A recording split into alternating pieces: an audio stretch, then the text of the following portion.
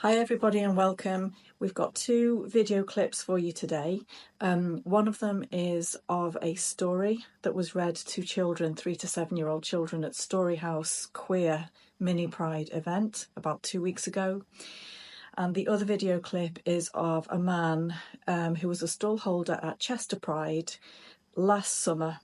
In the trans tent, and he explains about how he manages the difficulty of reluctant parents and particularly reluctant fathers in order to bring them round to the gender ideology way of thinking and accept that their little princess is not their little princess but is someone that maybe he could go to the pub with. So his conversation with me is quite shocking. The sound quality isn't brilliant on it. I'll do my best with some subtitles, but I just thought it would be interesting to put the story that was read to 3 to 7 year olds at Storyhouse as part of this mini Pride event next to this video, because the common thread between the two of them, there's a couple of common threads. One of them is that Chester Pride is a registered charity, as is Chester Storyhouse, and they partnered together, and they also receive a certain amount of funding from the council, where I'm a local borough councillor, which is Cheshire West and Chester, Labour-run local council. And they receive funding and work together in partnership to put on the mini Pride event where this story was read. And they also, obviously Chester Pride and Cheshire West and Chester Council worked in partnership to put on Chester Pride event where this gentleman who works for an organisation, his own organisation called Chrysalis, was working to promote his service to families of young children. And the trans tent was a new intervention in Chester Pride this year. That was the first year they'd had a trans tent, and in that trans tent they also had changing booths. And I've got video footage of me asking the people that were running those. They had rails of clothes for people to try on, presumably the clothes of the opposite sex, and I asked them if that was just for kids, just for adults, or for any age, and they confirmed to me that that was for kids as well as for adults. So, enjoy.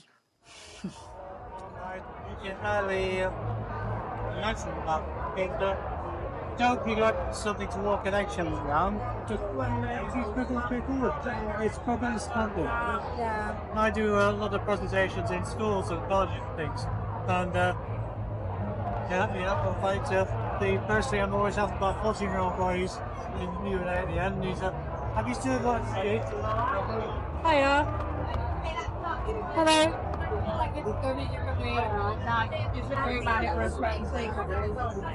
Sorry, I don't interrupt. If you email that, Thank you very much. Hi. So is this a charity? Is that charity?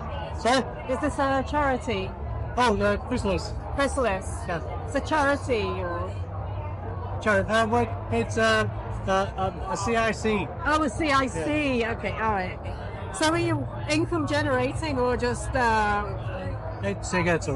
you generate income? No. To keep yourself going, you get it's entirely unfunded. Unfunded? Yes. Oh, so you produce it all yourself? Yes. All right. Is it for children and adults or just? Yes.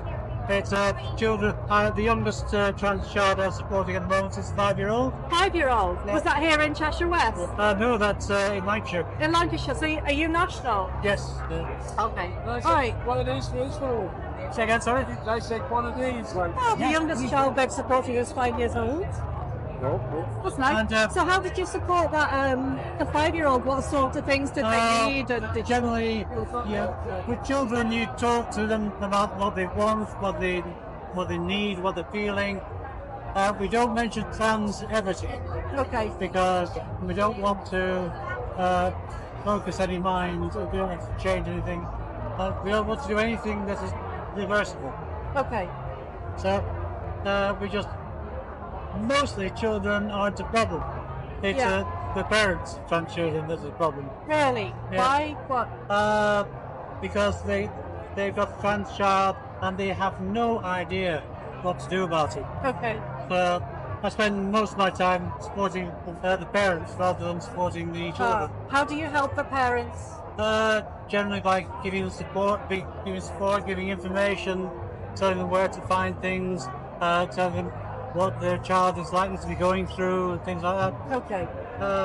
Mothers tend to be we just get on with it because Yeah. we have to. Fathers are a bit harder work. Yes. They have trans boys trans girls because they see their little princess has suddenly become a boy, Yeah. and the word I hear most is bereavement. Yes. Their little princess has died, Yeah. and it's made worse because it's suddenly walking down in front of them.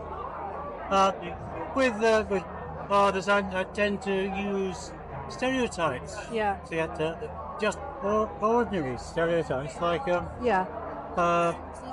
don't think of this as losing a daughter. You're gaining someone you go to the pub with, you go to football with, and they're just meaningless stereotypes. But Yeah. those single thoughts, they're low enough level so that it gradually filters through and it gets changes their minds. So you want the parents to accept that the child who was born one way might not. Yeah, it's explaining that the child has in fact the mind is different to the body. Yes. And that the body can be changed to suit the mind.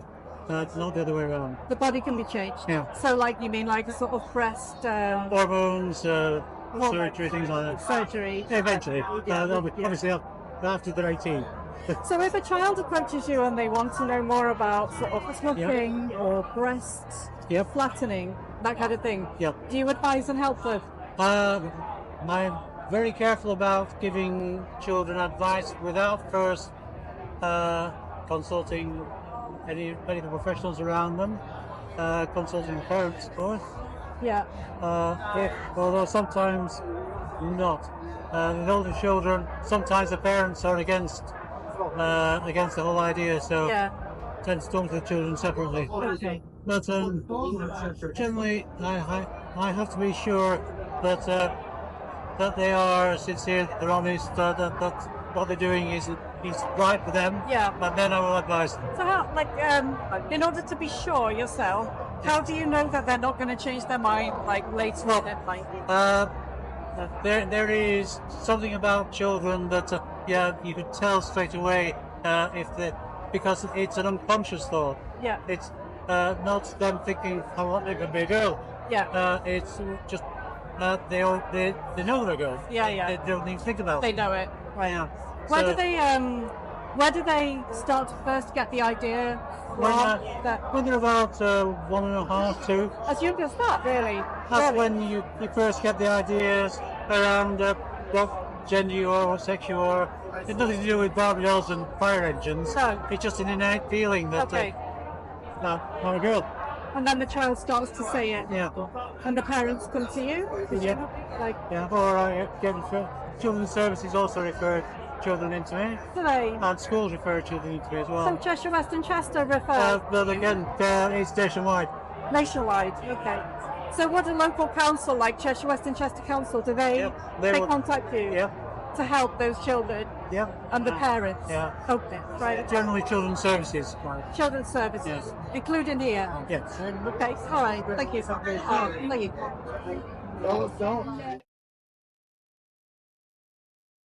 Perfectly Norman, and it's written by Tom Percival. Norman had always been normal, perfectly normal, until one day he grew a pair of wings. Norman had always imagined growing taller or growing a beard like his dad, but he had never imagined growing a pair of wings. Still, they were here now, so he decided to test them out right away. Soon, Norman was swooping around and generally having the most fun ever.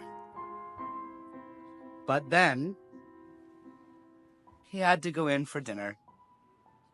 You see, Norman had always been so normal, he didn't know how his parents would feel about his extraordinary wings.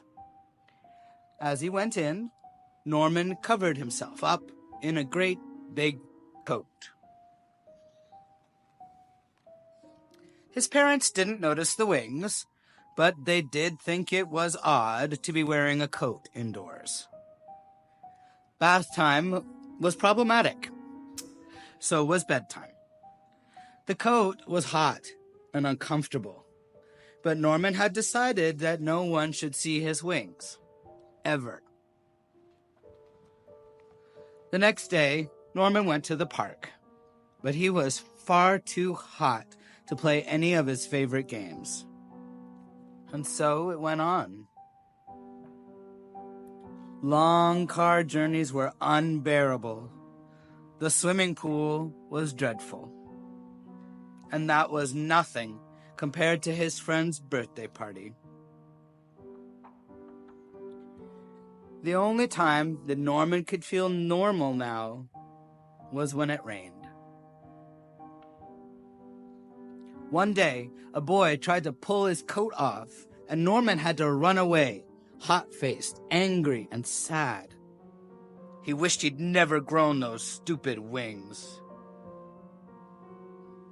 Then, he saw some birds high up in the sky, and he remembered the joy of his first flight. It occurred to Norman that it was the coat that was making him miserable, not the wings. "Why don't you take that scruffy old thing off?" suggested his mom and dad. Norman looked up at them hesitantly. His parents smiled and nodded, and Norman smiled back. Then he threw off the coat and let his wonderful wings fan out. Norman leapt into the air. Finally, he was free of that coat. He noticed a few other children wearing thick, heavy coats of their own. They looked up at Norman and around at one another nervously. There was a moment's pause, and then, whoosh! The sky was filled with flying people. Norman had never been so happy. He realized there was no such thing as perfectly normal. But he was perfectly Norman, which was just as it should be. The end.